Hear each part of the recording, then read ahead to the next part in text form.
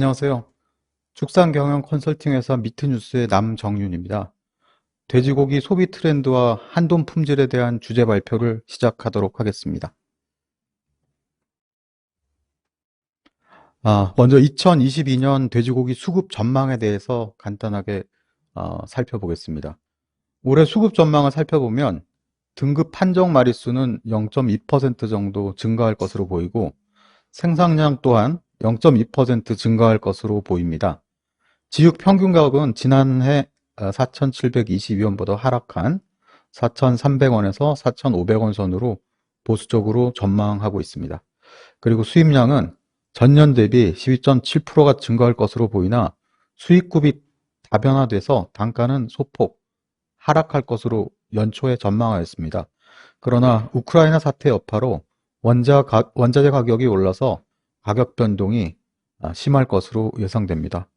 그리고 올해 1인당 돼지고기 소비 가능량은 지난해보다 100g 정도 늘어난 양으로 예측되어서 소비 정점에 이르고 있는 것으로 보입니다. 다음은 돼지고기를 기준으로 미국과 EU, 중국의 소비 자료를 살펴보겠습니다. 먼저 식생활 변화와 동물복지 이슈, 지구온난화에 대한 여러 가지 염려로 인해서 육류 소비는 갈수록 감소 또는 정체되고 있는 추세입니다. 오른쪽 그래프를 보시면 미국과 EU의 경우에는 거의 20년째 박스권에 갇혀 있는 상태입니다. 특히 중국의 경우 1인당 돼지고기 소비량은 2014년 32.9kg을 정점으로 해서 지속적으로 감소 추세를 보이고 있습니다.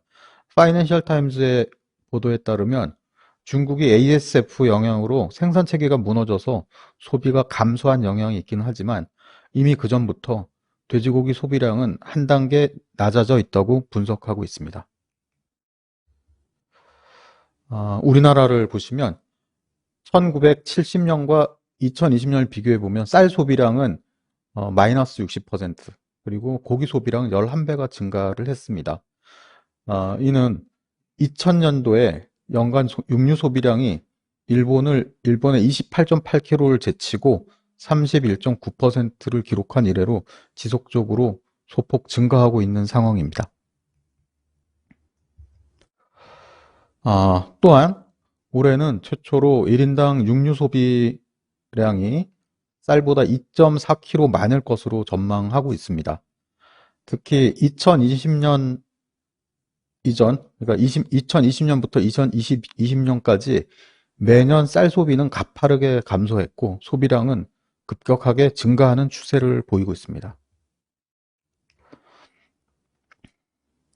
자, 다음은 우리가 인구 추세를 좀 봐야 되는데 생산 연령 감소에 의해서 회식 문화가 점점 퇴조할 것으로, 그리고 소비 정체가 가속될 것으로 전망이 됩니다. 2020년 이후에 매년 30만 명에서 40만 명 정도의 생산 가능 인구가 감소할 것으로 보입니다. 코로나가 촉발한 회식 문화 감소가 외식 소비량과 함께 향후 정체 또는 감소하는 돼지고기 소비량을 보일 것으로 전망됩니다. 또한 인구의 고령화가 이어져서 2030년경이면 인구 5천만 명을 기준으로 연령 중간값이 50세를 돌파할 것으로 보입니다.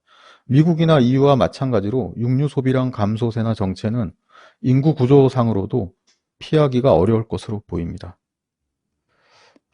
또한 요즘 논쟁이 많이 되고 있는 고기와 대체육을 관련된 논란이 뜨겁습니다. 특히 어떻게 표기해야 되냐는 논란이 뜨거운데 고기가 아닌 고기 대체 식품을 어떻게 표기하는 거에 대한 논란은 어쩌면 소비자에게는 크게 관심이 있는 사항이 아닐 수도 있습니다. 게맛살에 진짜 게가 들어가 있지 않다는 것은 사실 소비자에게는 그렇게 중요한 사실이 아닐 수도 있어요. 시간이 지나면. 또한 소비자는 고기가 아닌 사실을 인지하고 구매하기 때문에 용어 자체가 큰 논란이 되기는 좀 어려울 수도 있다는 생각이 듭니다. 대체육이란 용어 자체가 고기가 아니라는 의미를 내포하고 있기 때문입니다. 여기서 ESG 환경을 한번 보게 되면 대체육의 탄생 배경에는 환경에 민감한 소비자와 그리고 신규 사업자 그리고 투자자의 이해관계가 반영된 시대의 산물입니다.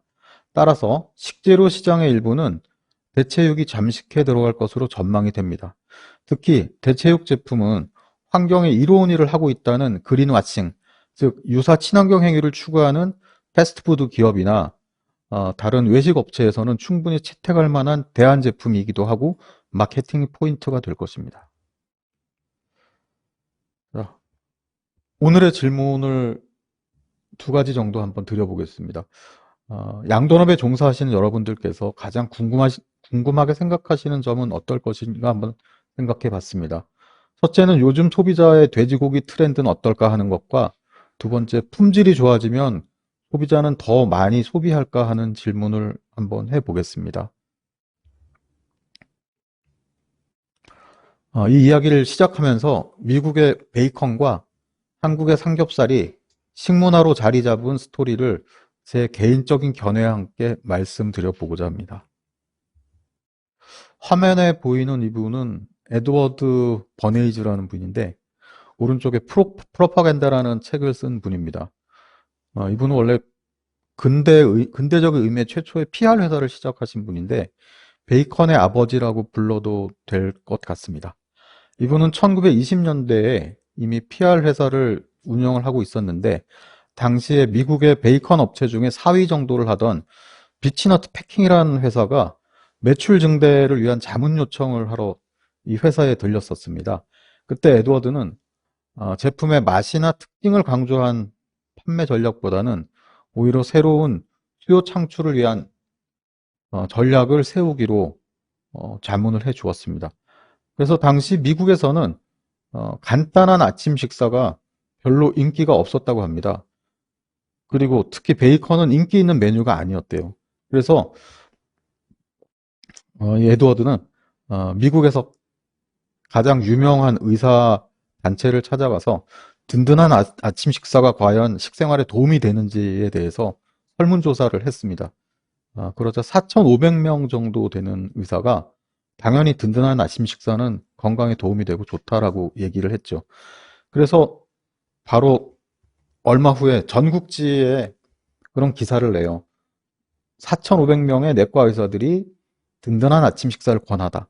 동시에 다른 기사를 하나 같이 배치합니다. 베이컨과 달걀은 중요한 아침 식사 메뉴 중에 하나라고 같이 광고를 하죠.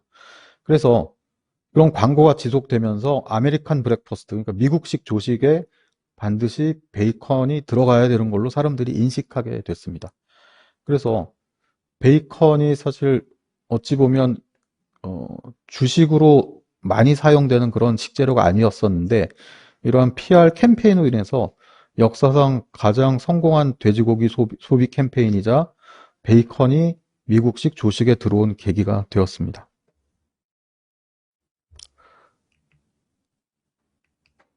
네, 왼쪽에 보시는 광고는 그 당시 비치넛 패킹이라는 회사가 잡지에 광고를 한 내용입니다. 그 회사의 제품이고요. 오른쪽에 있는 광고는 스위프트사에서 나온 베이컨 광고입니다.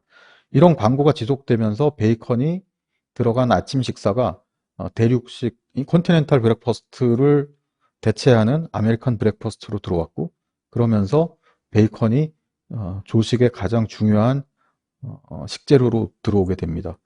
그 후부터 100년이 지난 현재까지도 베이컨은 빠져서는 안 되는 미국식 아침 식사로 자리매김을 하게 됩니다. 그래서 구글에서 아메리칸 브렉퍼스트를 검색을 해보면 이렇게 베이컨이 빠지지 않고 들어가 있습니다. 원래부터 먹었던 게 아니라 100년 전에 한 PR 회사가 만들어낸 캠페인에 의해서 베이컨이 식문화로 깊숙이 들어오게 된 사례를 보여드렸습니다. 그래서 이 의도적으로 설계한 캠페인이 식문화가 됐다는 사례를 말씀드리는데요. 아래쪽에 보시면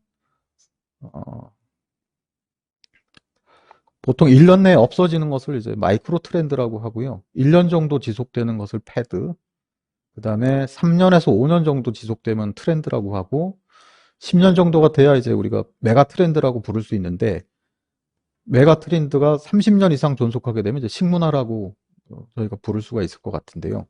이 베이컨 같은 경우는 마이크로 트렌드로부터 시작을 해서 현재 1920년대부터 2020년 현재까지 이루고 있으니까 어떻게 보면 의도적으로 그 설계한 캠페인이 식문화를 자리 잡은 그런 좋은 사례가 아닌가 그렇게 생각이 됩니다. 그리고 다음은 베이컨과 비슷한 우리나라의 삼겹살 구이 문화에 대해서 잠깐 살펴보려고 하는데요. 어, 우리나라는 특히 그 도구의 발달과 이를 뒷받침해주는 경제 성장으로 인해서 육류 공급이 확대됐죠. 그래서 삼겹살 구이가 문화로 자리를 잡았는데, 이건 제 개인적인 견해입니다. 삼겹살이 대중화된 원인이 여러 가지가 있겠지만 도구의 발달이 가장 큰 영향을 미쳤던 것 같습니다. 왼쪽 그림은 조선시대 1800년대 서루 야연이라는 작품인데 여기서도 불판에 고기를 구워 먹는 것들이 보이죠. 오른쪽에 보이는 화로는 우리가 쉽게 이동식으로 쓸 수 있는 화구이죠. 그래서 이런 이동식 화구가 야외로 가면 이렇게 불판으로 변하는데 이런 것들이 어떻게 보면 다른 나라에서 보기 힘든 우리나라 고유의 화구가 아닌가 생각이 듭니다. 즉 1981년도에 이제 브루스타라는 새로운 이동식 조리기구가 나오게 되는데요.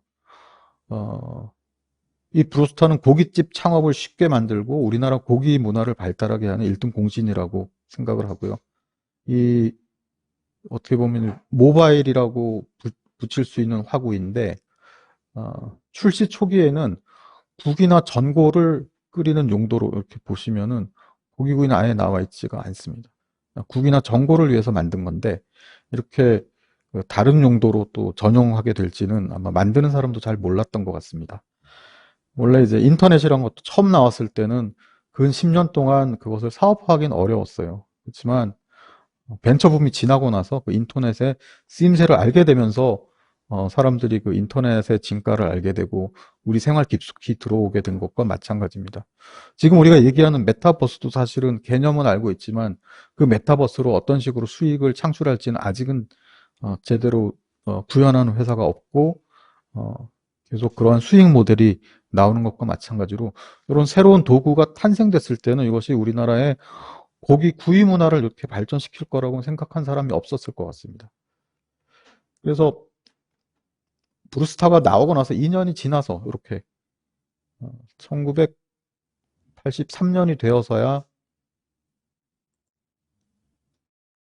이렇게 냄비 요리는 물론 찜, 로스구이 등 모든 음식을 신속히 조리해주는 후지카 브루스타 이런 식으로 처음에는 없던 것들이 이제 나오게 되죠.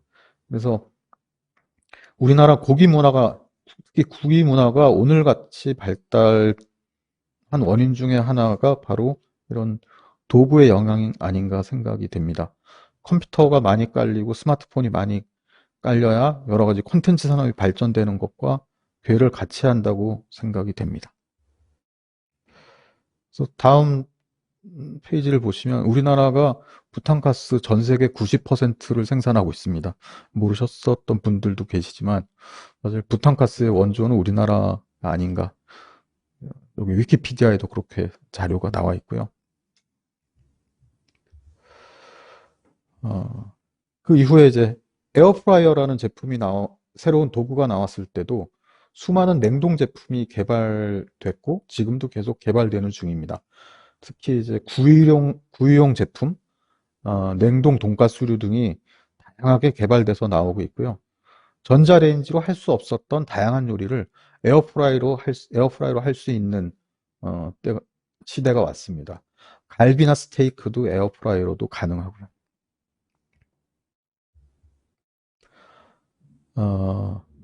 지지난해 1월에 편스토랑이라는 방송에 수비드 요리가 소개된 적이 있습니다.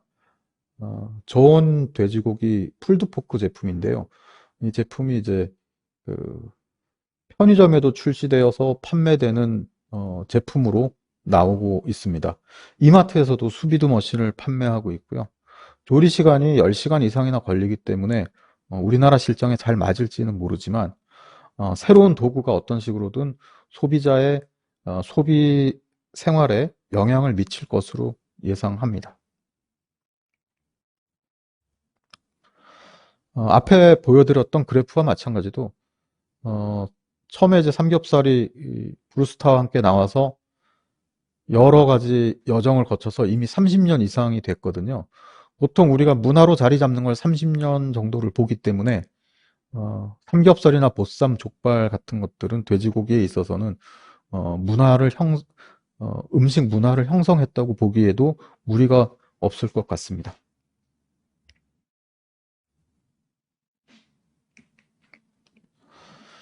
돼지고기 소비 트렌드를 마켓 1.0에서 5.0 시대에 이르기까지 분석한 것, 그 다음에 네이버에서 돼지고기 인기 검색어, 그 다음에 크라우드 펀딩, 와디즈의 분석들, 이런 것들을 토대로 한번 다시 이야기를 이어가도록 하겠습니다. 보통 우리 필립 포틀러 교수가 얘기한 마켓 5.0 기준으로 봤을 때 마켓 5.0은 2010년대 중후반에 나타난 것으로 보여집니다. 특히 마켓 1.0 시대인 1990년대 이전에는 냄새 없고 신선한 돼지고기면 소비자들이 만족을 했습니다. 그 이후에 마켓 2.0 시대가 되면서 1990년대 초에는 믿을 수 있는 브랜드의 돼지고기를 중시했기 때문에 당시에 돼지고기 브랜드 붐이 일어났었습니다. 그 이후 2000년대 이후인 마켓 3.0 시대에는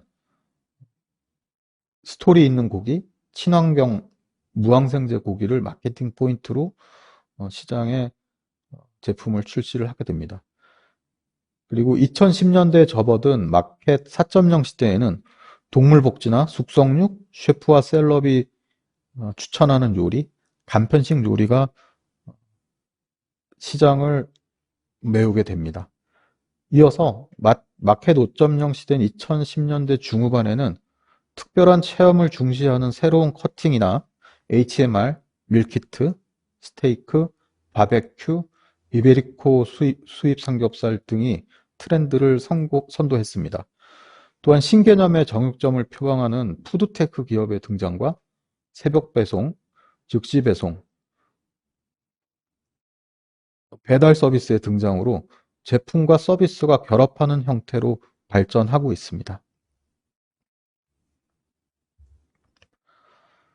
다음은 2021년 네이버 인기 검색어를 분석을 해볼 텐데요. 4년 정도 조사를 했는데 특히 2021년에는 여러 가지 변화가 있었습니다. 코로나 2년 차이기도 했기 때문에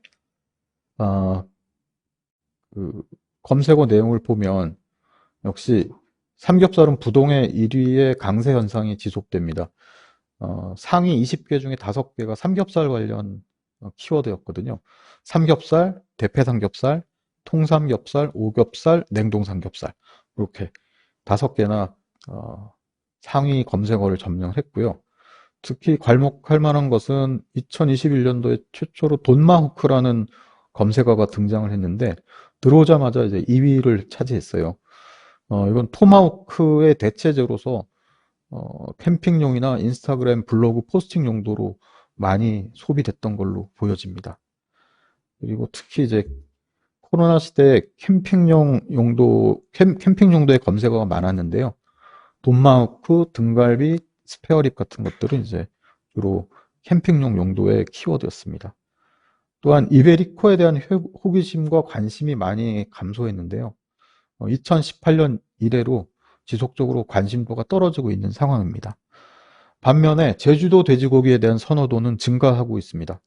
코로나 상황에서 한반도 유일의 구제역 청정지역 또는 여행하고 싶은 곳이라는 여러 가지 요인들이 검색어에 반영된 것 같습니다. 그리고 쉽게 주위에서 살 수 없는 부위, 특히 호기심이 반영된 부위로서는 뒷고기라는 검색어가 지속적으로 나오고 있습니다. 그리고 홍보 효과로 추정이 되는데요. 작년에 최초로 19위에 돼지고기 뒷다리살이라는 검색어가 들어오게 됩니다. 아마 백종원 씨의 뭐, 후지 홍보가 많이 도움이 됐었다고 보는데요. 보통 소비자들은 후지라고 검색하지 않고 뒷다리살이라고 검색을 하게 되기 때문에 아마 이거는 그 홍보에 영향이 있지 않았나 그렇게 생각이 됩니다. 전반적으로는 구이용 강세 현상의 검색어가 대부분이었고 습식 요리 관련된 키워드는 나오지 않았었습니다. 그리고 크라우드 펀딩 사이트 중에 와디즈라는 사이트가 있는데요. 최근 3년간 돼지고기 관련된 크라우드 펀딩이 100개 정도 진행이 됐는데요. 상위 10개와 하위 10개를 한번 분석을 해봤습니다. 상위권에는 주로 새로운 제품에 반응하는 경향을 띄었습니다. 예를 들어서 생소한 피본 스테이크나 뚠겹살, 흑돼지 뼈삼, 수제 백갈비, 본오겸, 잘 들어보지 못했던 이름의 제품들이 상위를 차지합니다. 또한 기존 제품보다 프리미엄에 대한 긍정적인 반응이 많이 나옵니다. 예를 들면 프리미엄 돼지고기, 제주도 흑돼지 뼈삼, AI 인공지능 사육 프리미엄 돼지, 명품 돼지, 제주도 본오겹 이렇게 이제 기존 제품과는 다른 좀 프리미엄의 이미지가 상위권에 많이 올라왔고요. 하위권은 주로 과거의 차별화 마케팅 포인트로 썼었던 착한 농장의 이미지, 무슨 차별화된 사료 또는 정성으로 키운 돼지 이런 과거에 우리가 썼던 그런 마케팅 포인트들이 좀 진보화돼 가고 있는 그런 결과가 나왔습니다.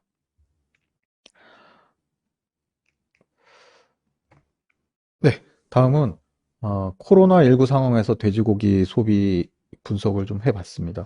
전반적으로 돼지고기의 소비는 재난지원금으로 인한 사회적 총수요 증가 그리고 거기에 따른 가격 상승이 두드러지게 나타났고요.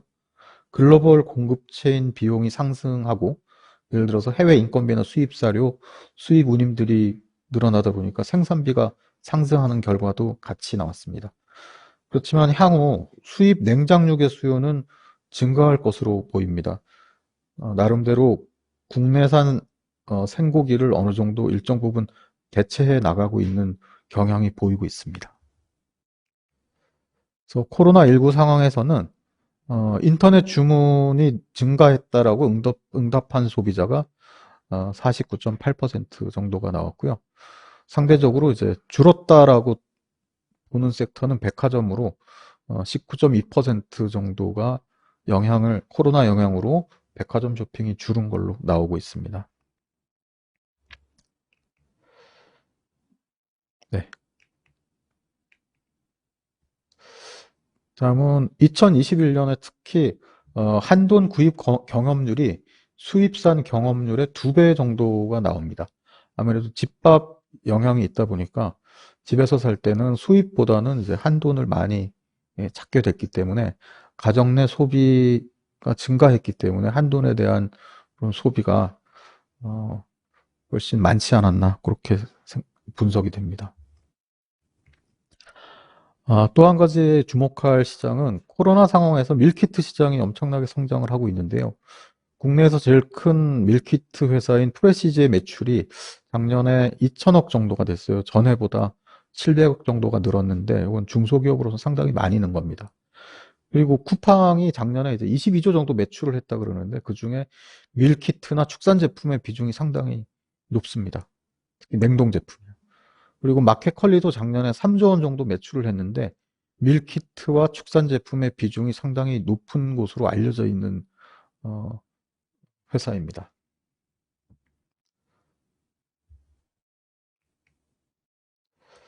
자, 다음은 국내산 돼지고기를 구입할 때 중요시하는 고려 포인트 및 만족도에 대해서 한번 조사해 본 자료가 있습니다. 2019년 농진청 자료인데요. 가장 중요한 신선도, 위생 상태, 맛, 육색. 이런 항목들이 거의 90점에 가까운 중요도를 보였고요. 상대적으로 오른쪽을 보시면 불만족도가 낮은 것들이 뭐냐면 돼지고기 브랜드 그리고 돼지고기의 맛 이런 것에 대해서는 소비자들이 그렇게 큰 이슈가 되지는 않았어요. 제일 이슈가 된 것은 잡냄새, 가격, 위생 상태, 신선도, 육질, 육색 이렇게 기본적으로 소비자들이 보여주는 여러 가지 의견은 어, 그 이전을 비교해봐도 거의 차이가 없을 정도로 죄송합니다. 그리고 이 결과는 해외 자료하고도 좀 맥이 닿아 있는데요.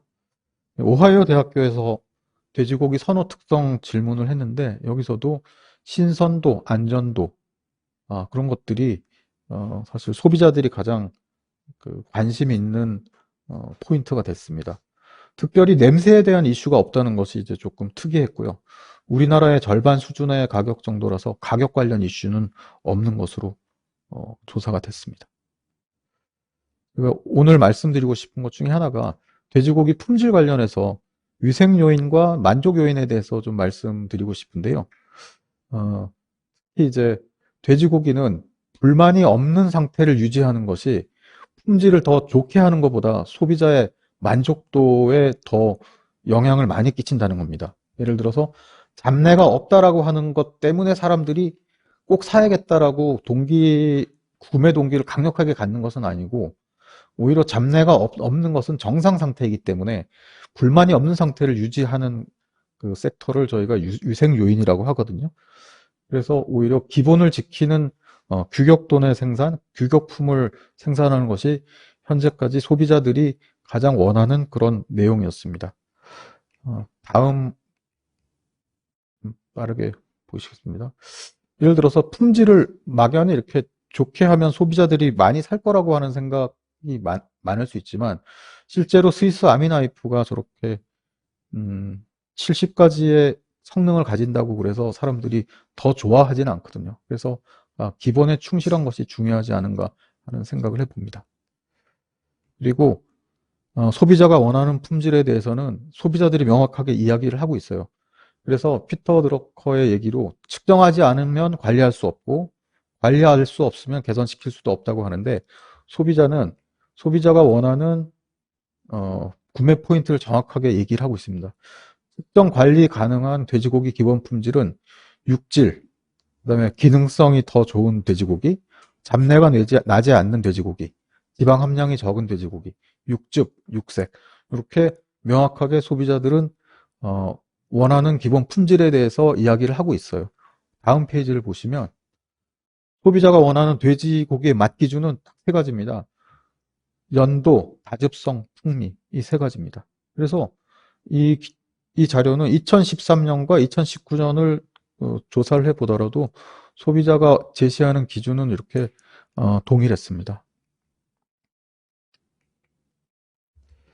그래서 식문화는 점점 변하고 있기 때문에 이제 삼겹살 회식은 없어질지도 모르고 이미 3000cc 피처 맥주는 없앤 술집들이 많이 있습니다. 그래서 오히려 기본에 충실하면서 비싸더라도 미식가적 소비 대상이 되기 위해서는 어떤 새로운 경험을 제한하는 것들이 현재 상황엔 더 필요해 보입니다. 소비 시장에서는. 자, 다음으로 맺는 말을 말씀드리면 현재는 단기 전략보다는 장기적인 큰 그림이 필요한 시점이고요. 요즘 소비자의 트렌드를 분석하고 위생 요인보다는 무엇으로 소비자가 구매 동기를 갖게 되는지에 대한 동기 요인에 주목하고 일시적인 아이템보다는 문화 내지는 리추얼을 만드는 작업이 더 중요하다고 생각합니다. 그리고 그런 것들은 총 수요를 늘리는 큰 그림을 그리는 것이 좋겠다는 제안을 드립니다. 덧붙이는 말을 말씀드리면 리추얼이란 것은 생일에는 케이크를 먹고 11월 1일 빼빼로데이는 빼빼로를 먹는 것. 이제 우리나라에도 이런 소비 공식들이 있죠. 그래서 회식할 때는 삼겹살, 미국식 아침에 베이컨, 부대찌개 햄소세지가 들어가고 고사에는 돼지 머리가 들어가고 이런 리추얼들이 좀 우리나라 그 돼지고기 소비 시장에 들어온다면 어떨까 생각을 해봤고요. 다음 사례로는 마지막으로 삼겹살을 먹는 날인 삼삼데이는 사실 그 구제역의 파고를 넘기 위해서 우리가 의도적으로 만들어낸 리추얼이었죠. 삼삼데이는 이제 삼겹살 먹는 날이었는데 아마 이게 삼겹살을 선물하는 날로 약간 리브랜딩을 한다면 소비량은 훨씬 더 늘어나지 않을까 생각이 되고요. 예를 들면 빼빼로데이가 원래 빼빼로 먹는 날이라고 했으면 아마 인구수 이상의 빼빼로가 팔리진 않았을 수도 있는데 선물하는 날이기 때문에 그렇게 1년에 상당히 많은 그 매출이 하루 이틀에 몰려서 그렇게 되지 않나 하는 생각이 듭니다. 오른쪽에 보이는 거는 이제 일본에서 하고 있는 고기의 날이라는 그, 이벤트인데요. 니꾸라는 발음과 니쿠라는 발음이 같아서 매월 29일 날 고기 먹는 캠페인을 하고 있어서 뭐 햄버거 가게나 야끼니쿠 가게 같은 데서 29일 날 오면 9%를 할인을 해주기도 하고요.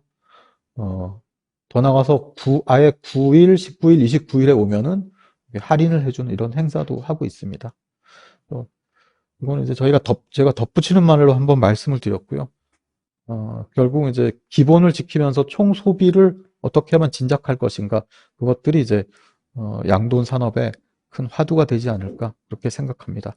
오늘 말씀 여기까지 드리겠습니다. 마치겠습니다. 감사합니다.